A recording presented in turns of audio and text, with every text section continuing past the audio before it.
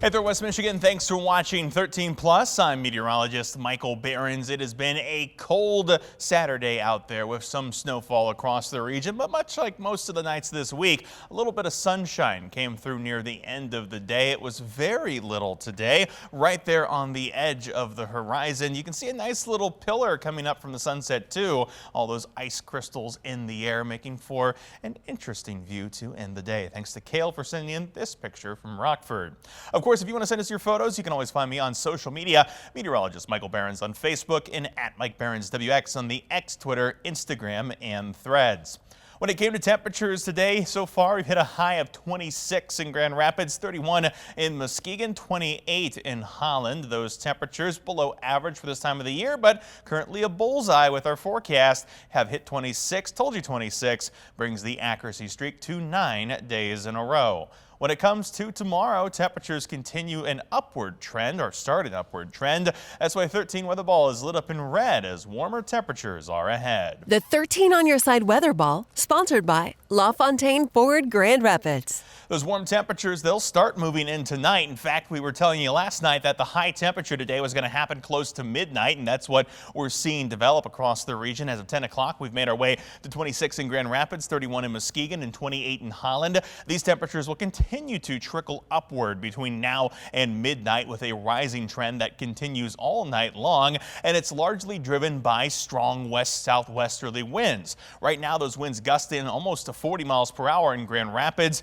Same in Muskegon, up to 41 in Holland. It is going to be quite a windy night out there, and despite the warmer air pushing in, it's still going to feel very chilly. In fact, feels like temperatures as of 10 o'clock, 10 degrees in Grand Rapids, feels like 4 in Kalamazoo, 3 Battle Creek, and 7 in Ionia. Those winds overnight, again, stay gusty, 30 to 40 mile per hour gusts between now and sunrise Sunday. We'll see gusts start to back down into the 20s by Sunday afternoon, eventually going back to pretty quiet levels as we head into Sunday night.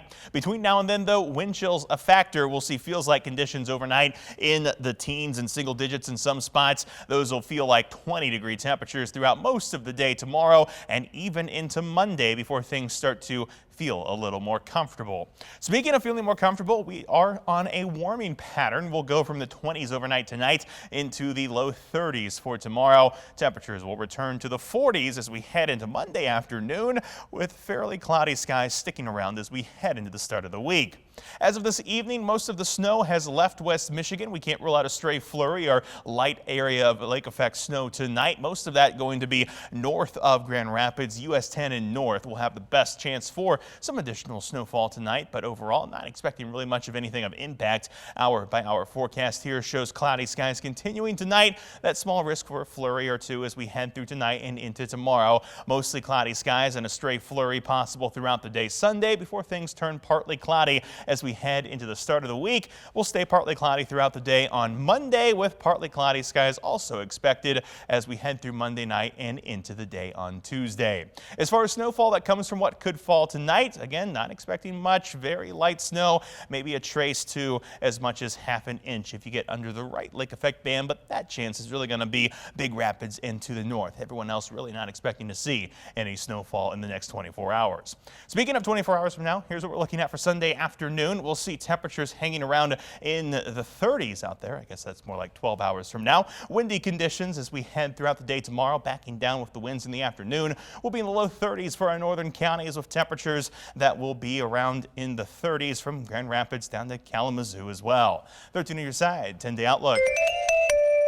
Temperatures will keep rising this week. We'll be up to the upper 40s for Tuesday, close to 50 Wednesday as a small chance for rain pushes through. Temperatures falling toward the end of the week, with 30s returning for Friday and Saturday.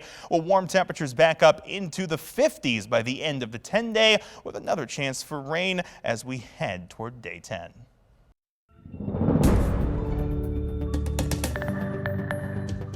And this recent blast of cold weather is reminding us it is still the winter season, but overall it's been a mild one. And now an Upper Peninsula sheriff is warning of the changing ice conditions after a rescue this past week. Delta County deputies responded to a bay near Escanaba on Tuesday morning for a four-wheeler that had fallen through the ice. Once on scene, deputies determined the ice was not safe. Their new rescue equipment was used to keep deputies safe and make the rescue. They used drones to locate the victim 1 mile from shore and prepare rescuers for the conditions. The ice rescue team used an airboat to safely reach the victim and pull them from the water. And even mild winters can have an impact on structures around West Michigan, and those impacts need to be mitigated and repaired. But when a Ludington State Park closes for renovations this year, it's going to have a big impact on the maintenance of such structures like the Big Sauble Lighthouse and several others on Lake Michigan. It was announced earlier this week that the park will be closed from September 3rd of this year until July 1st of 2025 for improvements and upgrades. A $4.26 million grant from the state will pay for the work. The Lightkeepers Association that pays to take care of the lighthouse expects to lose more than $100,000 needed for maintenance. With wind abrasion, winters, of course, in Michigan, that freezing and thawing, it's actually getting into the walls of the tower. There's some holes there that are rusting through. So there's going to be some significant expenditures at that site, and certainly being closed down for these 4 months is going to be a troubling path for the organization coming up here short term. To help make up for the loss, the Sauble Point Lighthouse Keepers Association held a silent auction at Ludington Bay Brewing Company. Past auctions have raised just over $10,000. Organizers hope that this year's event raises much more.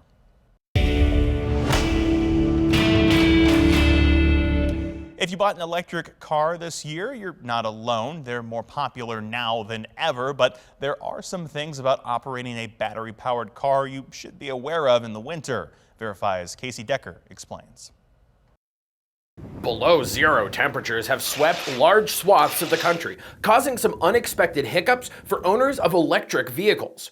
Drivers have reported their cars are losing juice more quickly than normal, in turn causing long lines at charging stations. One of our viewers, Martha, asked, do electric vehicles lose range, meaning the distance they can travel on a single battery charge in cold weather? So Martha, let's verify.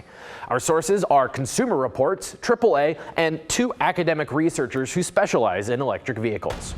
Consumer Reports released a study where they ran numerous EVs in different seasons, controlling for all variables but temperature. The study found that at 16 degrees Fahrenheit, the cars on average could only go about 3/4 of the distance they could travel at 65 degrees. A similar study by AAA a few years ago showed similar results. The cars back then actually performed even worse in cold weather. So we can verify, yes, electric vehicles lose range in cold weather. So why is that? The biggest reason is simply the need to keep the driver comfortable. Gas-powered cars generate heat by burning fuel, and that heat can just be pumped into the cabin. But EVs need to generate heat independently, meaning the battery now has 2 jobs in cold weather, propelling the car and heating the cabin. Electric cars are way more efficient. Most of the energy is being used to move the car, and there's not so much excess heat that is being created. A little bit, but not much. So when we need to heat the cabin where we sit, we actually need to use more energy, and that lower the range of the car.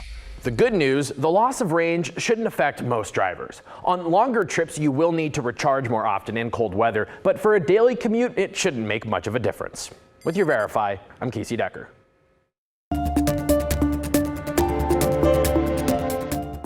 Now to a health alert. A report found that there are chemicals in food that may be bad for your health. These are chemicals that are found in plastics that we come into contact with every day. ABC News' M. Nguyen explains. Plastics are everywhere in bottles, containers, and food packaging. Consumer Reports recently tested a wide variety of foods for chemicals and plastics that can be harmful to your health. It's kind of surprising because people think of plastic as sort of inert, like you put something into plastic, but it remains separate from whatever you put inside of it. But on a chemical level, it doesn't really work that way because some of the chemicals that make up plastic can leach out into the food. Consumer Reports tested for 2 chemicals commonly used in plastics, phthalates and bisphenols. They found phthalates in almost every food they tested and bisphenols in most of them. The main concern with these chemicals are that they're what's known as endocrine disruptors, which basically means that they interfere with the way that your hormones should work in your body. And because your hormones affect pretty much everything, they can have a really wide range of effects, especially over a long period of time. So what can you do to limit your exposure to these chemicals? Consumer Reports has some tips. The number one tip is not using plastic containers, especially for hot food in the kitchen.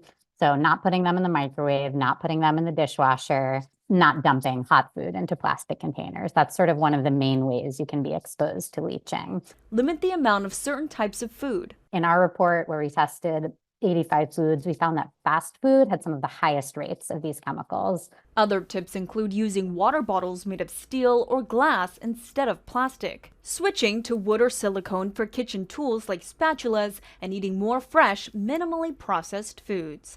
M. Nguyen, ABC News, Washington. And finally tonight, check this out. It gets cold in Michigan, but not quite this cold. In fact, there's a new record holder for cold, giving us another example of what the human body is capable of. A woman in Poland recently set the new record for longest time spent fully submerged in ice with a time of 3 hours and 6 minutes. At 48 years old, she underwent a number of medical tests and practice runs to make sure her body was healthy enough to handle the situation. She said afterwards she barely felt cold at all, as she can trick her mind into finding warmth in the situation. Also, she wants to encourage more women to compete in ice challenges, saying, quote, "I believe we have great strength as women." Very impressive challenge there. Of course, now that you're up to date with the latest news and weather headlines, you can always find more online at 13onyourside.com or by downloading our news and weather apps. For now, though, thanks for watching 13 Plus. I'm meteorologist Michael Behrens.